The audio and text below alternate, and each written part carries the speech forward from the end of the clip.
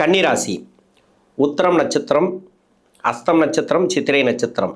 April மாதத்தில் கிரக நகர்வுகள் என்ன மாதிரியான பலன்களை கொடுக்கும்? இந்த கிரக நகர்வுகள் பார்த்தீங்கன்னாக்கா, சனி உத்திரட்டாதியில் இருக்கார். ராசிக்கு 7ஆம் இடத்துல, 10ஆம் இடத்துல குரு புனர்பூச நட்சத்திரம், அவர் சொந்த நட்சத்திரத்தில் இருக்கார். சனி சொந்த நட்சத்திரம், குரு சொந்த நட்சத்திரம். இந்த மாதத்தில் ராகு சதய நட்சத்திரம், அதே மாதிரி கேது பார்த்தீங்கன்னாக்கா மக நட்சத்திரம். இது எல்லாமே ஒரு கிரிட்டிக்கலாக இருக்குது. எல்லாமே அந்தந்த கிரகங்கள் அந்தந்த சொந்த நட்சத்திரத்தில் இருக்குது. அதாவது ராஜ கிரகங்கள் சொல்லக்கூடிய கிரகங்கள். இப்போ சூரியன், சுக்கிரன் எல்லாமே அப்படியே நகர்ந்துக்கிட்டே இருக்கும்.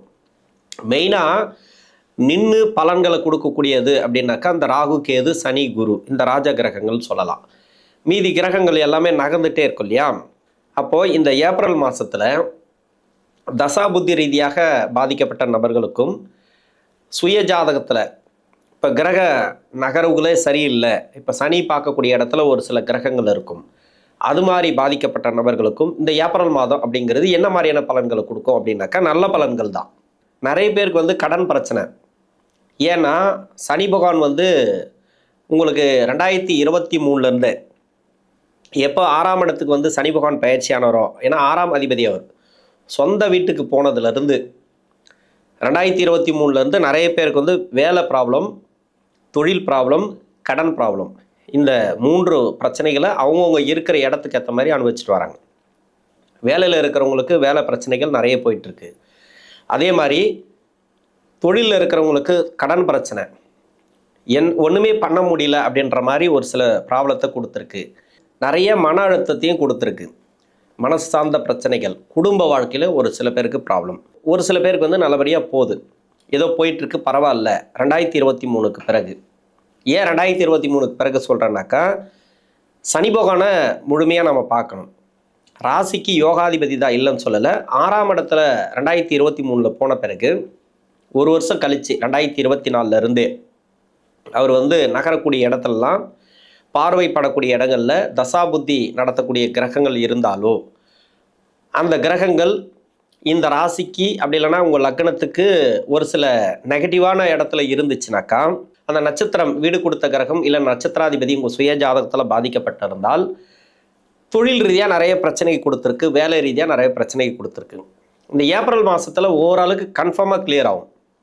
வேலை ரீதியாக இருக்கக்கூடிய நெருக்கடிகள், தொழில் ரீதியாக இருக்கக்கூடிய நெருக்கடிகள். ஏன்னா இப்போ சனி செவ்வாய் சேருது அங்கே. நிறைய பேருக்கு மணி லாக் ஆனவங்களுக்கெல்லாம் இப்போ திரும்பி வரும் பணம் வரக்கூடிய காலம் அப்படின்னு சொல்லலாம். ஒரு சில பேருக்கு கோர்ட்டு கேஸு வழக்குகள் போயிருக்கு இல்லையா, அது எல்லாமே இப்போ தீர்வுக்கு வரும். இப்போ சமீபத்தில் நிறைய பேருக்கு அந்த கேஸ் எல்லாம் கொடுத்துருக்கு, மணி லாக் ஆகிருக்கு, அது எல்லாமே இப்போ சால்வ் ஆகும். இந்த மாதத்தில் சால்வ் ஆகும். 7ஆம் இடத்துல ராசிக்கு யோகாதிபதினு சொல்லக்கூடிய கிரகம் சனி பகவான், ராசிக்கு அவயோகம் செய்யக்கூடிய கிரகம் இந்த செவ்வாய் பகவான், 2 சேர்றார். புரட்டாதி நட்சத்திரத்திலேருந்து ரேவதி நட்சத்திரம் வரைக்கும் போவார் இந்த செவ்வாய். அப்போ சனி இருக்கக்கூடிய இடத்துல கடந்து தான் போயாகணும். 2ம் சனி செவ்வாய் சேர்க்கையில் ப்ராப்ளத்தை கொடுக்குமானா கன்னிராசிக்கு கொடுக்காது. உங்கள் சுய ஜாதக தசாபுத்தி பார்த்தீங்கன்னாக்கா, ராகு தசை நடக்கிறவங்களுக்கு ஓரளவுக்கு அந்த வேலை ரீதியாக இருக்கக்கூடிய ப்ராப்ளம் எல்லாம் சால்வ் ஆகும். திருமண வாழ்க்கையில் இருந்தீங்கன்னாக்கா அவங்களுக்கு திருமண வாழ்க்கைங்கிறது நல்லாயிருக்கும். திருமண வாழ்க்கைக்காக முயற்சி பண்ணுறவங்களுக்கு திருமணங்கிறது எல்லாம் சக்ஸஸ் ஆகும். இப்போது சனி செவ்வாய் 7ஆம் இடத்துல இருந்து ராசியை பார்க்குறது திருமண ரீதியாக நல்ல ஒரு ஏற்றத்தை கொடுக்கும். கணவன் மனைவிக்குள்ளே நல்ல ஒரு ஒற்றுமை கொடுக்கும். மனைவி மூலிமா நல்ல ஒரு ஆதாயத்தை கொடுக்கும். இப்போது வீட்டில் சுப விசேஷங்கள் நிறைய நடக்கிறதுக்கான வாய்ப்புகள் அதிகமாக இருக்குது. வாரிசுகள் ரீதியாக எவ்வளோ பிரச்சனைகள் இருந்ததோ அதெல்லாம் இப்போது கண்ட்ரோல் ஆகும். பூர்வீக சொத்தில் யாராருக்கெல்லாம் ப்ராப்ளம் இருக்கோ அந்த ப்ராப்ளம் இப்போ சால்வ் ஆகும். யாராருக்கெல்லாம் கோர்ட்டு கேஸு வழக்குகள் இருக்கோ அதெல்லாம் கொஞ்சம் தீர்வுக்கு வரத்துக்கான வாய்ப்பு இருக்குது. ஏன்னா கோர்ட்டு கேஸுன்னு போயிடுச்சுன்னா, வழக்குன்னு போயிடுச்சுன்னா, ஒரு சட்டத்துக்குள்ளே போயிடுச்சுன்னா கட்டத்துக்குள்ளே பார்க்கறதுக்கு ரொம்ப கஷ்டம் சொல்லலாம். அதுக்கு ஆப்போசிட் ஜாதகம் வேணும். ஒரு இடத்துல மாட்டி விட்டுச்சுன்னு வச்சிங்களேன் சனி, அது யார் அப்படின்றதெல்லாம் பார்க்காது. அந்த டைமுக்கு யார் சிக்கிறாங்களோ அவங்ககிட்ட மாட்டி விட்டுரும். அந்த ஆப்போசிட் ஜாதகம் இருக்கு இல்லையா, அவங்க இழுத்துகிட்டே போவாங்க. 5 வருஷம் 6 வருஷம் 10 வருஷம் கேஸ் போயினே இருக்கும். அது அவ்வளோ ஈஸியாக முடியாது. ஒரு சில பேருக்கு உடனே முடிஞ்சிடும். அது தசாபுத்தி மாறுச்சுனாக்கா சரி விட்டு கொடுத்துருவோம் அப்படின்ட்டு விட்டு கொடுத்துட்டு போயிடுவாங்க. கட்டத்தை பார்க்கறத விட சட்டத்தை பார்க்கறது தான் நல்லது. அது பேசி தீர்த்துக்கிறது நல்லது அதை விட. அடுத்து பார்த்தீங்கன்னாக்கா குரு தசை வந்து உத்திரம் நட்சத்திரக்காரர்களுக்கு 38 வயசுலேருந்து 54 வயசு வரைக்கும், அஸ்தம் நட்சத்திரக்காரர்களுக்கு 26 வயசுலேருந்து 50 வயசு வரைக்கும், இதுக்குள்ளே தான் அந்த குரு தசை அப்படிங்கிறது அஸ்தம் நட்சத்திரக்காரர்களுக்கு வரும். சித்திரைக்கு 24 to 40. இப்போ குரு தசையில் இருக்கிறீங்க, இப்போ குரு தசை நடக்குது, எனக்கு ஏன் நல்லதே நடக்க மாட்டேங்குது அப்படின்ட்டு ஒரு சில பேர் புலம்புறதை நான் பார்த்துருக்கேன், ரொம்ப கஷ்டப்படுறதை பார்த்துருக்கேன். குருதசை தானே, ஏன்னா குருதசையை பற்றி நிறைய பெருமையாக பேசுவாங்க இந்த யூடியூப் சேனலு, ஃபேஸ்புக்கு பேஜு, இன்ஸ்டாகிராம்லாம். இந்த சோசியல் மீடியாவில் வந்து நிறைய வீடியோஸ் போட்டாக்கா குருதசை அதை தருவார் இதை தருவார். யாருக்கு ஜாதக ரீதியாக கொடுப்பனை இருக்கோ அவங்களுக்கு தான் கிடைக்கும், எல்லாருக்குமே கிடைக்காது. இப்போ கன்னிராசிக்கு வந்து கிடைக்காதுன்னு சொல்லலை, கன்னிராசிக்கு வந்து 4ஆம் அதிபதினு சொல்லக்கூடியவர், 7ஆம் அதிபதினு சொல்லக்கூடியவர். வேலைங்கிறது இவங்களுக்கு வந்து அந்த இப்போ 4ஆம் இடத்துல வந்து ஆட்சியாக இருந்தான்னு வச்சுங்களேன், அந்த குரு வேலை ஸ்ட்ராங்காக இருக்கும். இப்போ 4ஆம் அதிபதினு சொல்லக்கூடிய குரு உங்கள் சுய ஜாதகத்தில் வக்கரமாக இருந்தால் வேலை ரீதியாக ப்ராப்ளத்தை கொடுத்துனே இருக்கும். ஆனால் அந்த தசை நடத்தக்கூடிய கிரகமே குருவாக இருந்தால் இவர் வந்து வேலை ரீதியாக வளர்ச்சிகளே இல்லாமல் வச்சுருப்பார். ஏன்னா அந்த ராசிக்கு வந்து யோகம் செய்யாத கிரகம், பெரிய யோகத்தை செய்ய மாட்டார். ஆனால் உங்களுக்கு வந்து திருமண வாழ்க்கை அப்படி கொடுத்துருவார். இன்னொன்று வந்து பார்த்தீங்கன்னாக்கா குழந்தை பாக்கியம் கொடுத்துருவாரு, எல்லாத்தையும் கொடுத்துட்டு வேலையில் பிரச்சனை வைப்பார். வேலை கூட ஒரு சில பேருக்கு வந்து ஸ்ட்ராங்காக அமைஞ்சிடும், நல்ல ஒரு பெரிய வேலை அமைஞ்சிடும். ஆனால் திருமண வாழ்க்கைங்கிறது கொஞ்சம் பிரச்சனைகளை கொடுக்கும். அந்த திருமண வாழ்க்கைங்கிறது எல்லாருக்குமே சொல்ல முடியாது. சுய ஜாதகத்தில் 7.5 சனி அஷ்டம சனி கிராஸ் ஆகக்கூடாது திருமணம் பண்ணுறதுக்கு முன்னாடி. இப்போ திருமணத்துக்காக முயற்சி பண்ணுறாங்க அப்படின்னாக்கா எதிர்க்க வந்து 7.5யோ இல்லை அஷ்டம சனியோ இருக்கக்கூடாது. அது மாதிரி இருந்துச்சுனாக்கா, இல்லை 6ஆம் இடத்துல சனி போகும்போதோ இது மாதிரி இருந்துச்சுனாக்கா நிறைய ப்ராப்ளத்தை கொடுக்கும். அந்த சனி பார்க்கக்கூடிய இடத்தையும் நம்ம பார்க்கணும். குருதசை மட்டுமே கெடுத்துரும் அப்படின்னு சொல்ல முடியாது. சனி பகவான் வந்து உங்கள் சுய ஜாதகத்தில் நல்ல அமைப்பில் இருந்தால் அவர் பிரச்சனையே இல்லை, அவர் விட்டுருவார். அவரும் வந்து கெட்டு போயிருந்தான்னு வச்சிங்களேன், அவரும் சேர்ந்து செய்வார், அது மாதிரி வந்துடும். அதனால் குருதசையில் இருக்கிறவங்களுக்கு வந்து திருமண வாழ்க்கைங்கிறது ஓரளவுக்கு பரவாயில்லையாக போகும். இந்த மாதத்தில் குடும்ப வாழ்க்கை நல்லாவே இருக்கும், அதை பற்றி நம்ம கவலைப்பட தேவையில்ல, ரொம்பலாம் அதை பற்றி பேச தேவையில்ல. ஏன்னா ஒரு மாதத்தில் வந்து குடும்ப வாழ்க்கையில் ஒற்றுமை கூட வரலாம், அது தசாபதி பொறுத்து. ஏன்னா குரு வந்து உங்களுக்கு நல்லா இருக்கார், ராசிக்கு வந்து 2ஆம் இடத்தை பார்க்கறது சிறப்பு. குடும்ப பொருளாதாரம் யாராருக்கெல்லாம் ஒற்றுமை இல்லையோ அந்த ஒற்றுமைலாம் வரும். பணம் வராதவங்களுக்கு பணம் வரக்கூடிய வாய்ப்பு இருக்குது. கடன் பிரச்சனைகள் ஒரு சில பேருக்கு தீரும், மன நெருக்கடி ஒரு சில பேருக்கு தீரும், இடம் சார்ந்து இருக்கக்கூடிய பிரச்சனைகள் தீர்வுக்கு வரத்துக்கு வாய்ப்பு இருக்குது. இடம் வாங்குறது, வீடு கட்டுறது, இதெல்லாம் வந்து ஓரளவுக்கு தான். அதாவது ஓரளவுக்கு அப்படின்னாக்கா நீங்கள் எதிர்பார்க்கலாம், நீங்கள் முயற்சி பண்ணுறீங்களா நடக்கும். திடீர்னு வந்து அந்த எண்ணம்லாம் யாருக்குமே வராது. ரொம்ப நாளாக முயற்சி பண்ணிகிட்டே இருப்பீங்க, அந்த முயற்சி இப்போ சக்ஸஸ் ஆகும். அது மாதிரி இந்த குரு தசைங்கிறது கொடுக்கும். அடுத்து பார்த்தீங்கன்னாக்கா சனி தசை. இது வந்து உத்தரம் நட்சத்திரக்காரர்களுக்கு 55லேருந்து 74 வயசு வரைக்கும். இன்னொன்று அஸ்தம் நட்சத்திரக்காரர்களுக்கு 42லேருந்து 69 வரைக்கும். சித்திரைக்கு 40 to 59.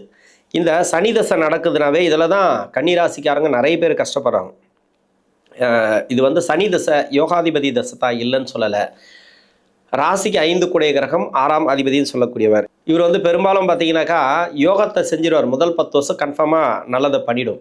பின்னாடி வரக்கூடிய 9 வருஷம் இருக்கு இல்லையா, அதில் தான் கொஞ்சம் பிரச்சனை கொடுக்கும். எப்படி பார்த்தாலும் தொழிலில் இருக்கிறவங்க ரொம்ப ரொம்ப கவனமாக இருக்கணும். வேலையில் இருக்கிறவங்களுக்கு கூட பிரச்சனை இல்லை. பின்னாடி இருக்கக்கூடிய 9 வருஷத்தில் இருக்கிறவங்களுக்கு இந்த மாதத்தில் என்ன நடக்கும், கஷ்டப்படுறவங்க அதில் தான் இருப்பாங்க. பின்னாடி இருக்கக்கூடிய 9 வருடம் அப்படின்னாக்கா சனி தசை சுக்கிர புத்திக்கு பிறகு அதில் இருக்கிறவங்களுக்கு வந்து சூரிய புத்தி, சந்திர புத்தி, செவ்வாய் புத்தி, ராகு புத்தி, குரு புத்தி வரைக்கும் நல்ல அமைப்பில் வராது. எப்படி பார்த்தாலும் அந்த கிரிட்டிக்கலாக அதில் போய் உக்காஞ்சிரும், மறைவு ஸ்தானத்தில் இருக்கும் ஒரு சில பேருக்கு. அது மாதிரி இருக்கிறவங்களுக்கு இப்போ செவ்வாய் சனி சேர்க்கை ஓரளவுக்கு அந்த பணம் வர்றது, அப்போ மணியெல்லாம் லாக் ஆகிருக்குல்ல, அதெல்லாம் இந்த மாதத்தில் பணம் வரக்கூடிய வாய்ப்பு இருக்குது. எதிர்பார்க்கலாம், முயற்சி பண்ணி வாங்கிக்கிங்க. முடிஞ்ச அளவு நெகட்டிவாக போகாது, பாசிட்டிவாக தான் வரும் செவ்வாய் சனி சேர்க்கைங்கிறது. ஏன்னா யோகம் செய்யக்கூடிய கிரகத்தோடு தான் இந்த செவ்வாய் பகவான் சேர்றாரு. செவ்வாய் வந்து அவயோகம் செய்யக்கூடிய கிரகம்.